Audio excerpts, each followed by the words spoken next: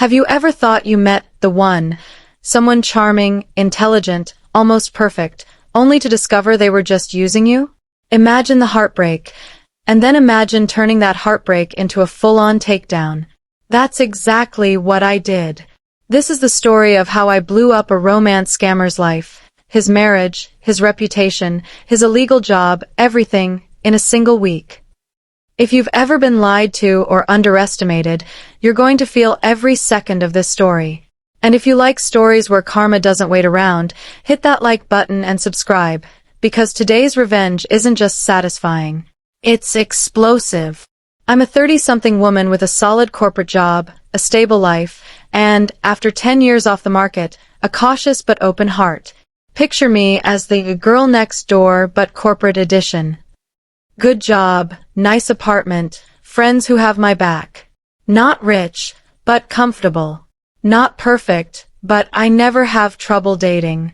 When I matched with him, let's call him Alejandro, it felt like stepping into a movie. Charming accent, deep brown eyes that smiled before his lips did, hands that felt warm even through a text message. He was a few years younger than me, from a Latin American country, here on a tourist visa. Educated, family-oriented, said all the right things. Inside and outside the bedroom, chemistry, the kind that makes you blush at work when your phone buzzes. He told me up front, I'm on a tourist visa. I'm hoping to stay. I told him up front, I'm not your ticket. If you manage to stay or come back, then maybe we'll see. Boundaries. Clear. Fun summer fling. Or so I thought. 2 weeks, 4 dates, dozens of text threads later, we're joking about work stress. I tell him about a bad day at my job. He texts back.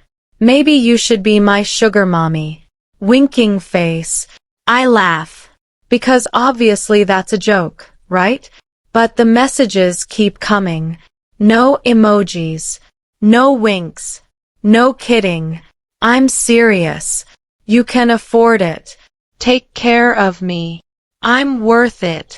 My stomach drops. This man I'd been sharing my weekends with, this man who called me cielo, is actually asking me to fund him. Like I'm some walking ATM with a crush. I push back, insulted. He doubles down. I tell him it's embarrassing. He gets angry and flips it. I was joking. You're crazy to think otherwise. No apology. Just gaslighting. Suddenly the perfect guy looks like a predator in daylight. That night, I take screenshots and send them to my closest friends. I cry, feeling humiliated. How did I fall for this? My friends aren't just sympathetic. They're furious. And one of them is a digital bloodhound. Within hours, she's in full investigation mode. Instagram. 6 accounts under different names. Different photos, uploaded in suspicious batches. Facebook. Same pattern. Scammy vibes all over. But then, we strike gold. On one profile, he's been dumb enough to follow and tag his employer. An employer who's paying him illegally under the table while he's on a tourist visa. Another friend works in law enforcement, in a unit that partners with immigration. She pulls his file. And there it is, a wife and a daughter back home. The romantic, family-oriented, educated professional who called me beautiful in 2 languages? He's a married scammer working illegally, juggling fake profiles. I can practically hear the click of the match hitting the fuse. We don't wait. My friend creates group chats on multiple platforms. She adds his family, his extended family, his friends, one by one. Screenshots of his messages, proof of his behavior, messages shaming him for betraying his wife and exploiting women abroad. As people block her, she adds more. We find his sister's number. She gets a personal message too. Within 30 minutes, his double life is collapsing like a house of cards in a hurricane. His wife, his sisters, his friends. Everyone knows. My phone buzzes. It's him. You should be smart enough to know I was joking. I don't need to sell myself. No apology. No explanation. Just anger. This time I don't reply. Screenshots and shaming aren't enough. He's working illegally. He's taking advantage of vulnerable women. My friend hands me the online immigration reporting form. I fill it out. Every detail. Employer name. Address. His home address. His DOB. Photos. Screenshots of him admitting to working. Submit.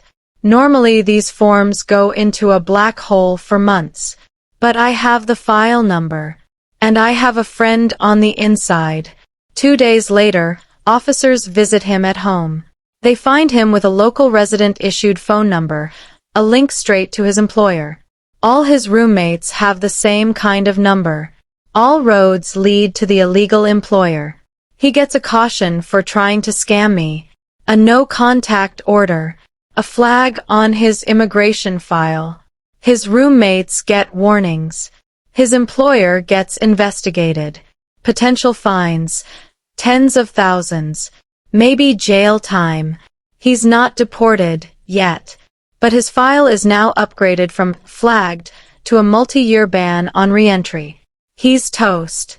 If he so much as texts me again, they'll deport him. I sit back and imagine the scene. His wife, reading our screenshots. His sisters, furious. His friends, embarrassed. His illegal employer, scrambling. His roommates, warned. His visa clock ticking down. Hope he enjoys going back to his angry wife. Hope he enjoys the ridicule from everyone who once thought he was respectable. He thought I was just another mark. Another lonely woman he could charm, milk for cash, and disappear from. Instead, I turned out to be the wrong woman, the one who took everything he built and blew it up in under a week. There's a part of me, some small, soft part, that almost feels bad. Almost. Because I know the power of what I unleashed. But then I remember his messages, his lies, his wife and daughter, his illegal job, his gaslighting when I confronted him. If he didn't want me to talk, he shouldn't have done it. If he didn't want consequences, he shouldn't have played games. Sometimes karma needs a little push. Sometimes it shows up wearing your lipstick. Picture this, a married scammer, once so smooth he could charm strangers into funding his stay, now sitting in his room with a flagged immigration file, an employer under investigation, a wife who knows the truth, and a summer fling who turned into his worst nightmare. His vacation ended with shame, a ban, and no more marks to milk. The man who thought he'd found an easy target became the cautionary tale whispered in his community. The guy who thought he'd win walked away humiliated. People say karma always finds its way. But sometimes karma needs a courier. If you're out there lying, cheating, and exploiting others, remember, you never really know who you're dealing with or how fast your double life can go up in flames. If this story gave you chills, smash that like button. Comment below with the worst scam you've seen someone try to pull. And don't forget to subscribe, because every week we share real-life stories where bad behavior meets instant karma.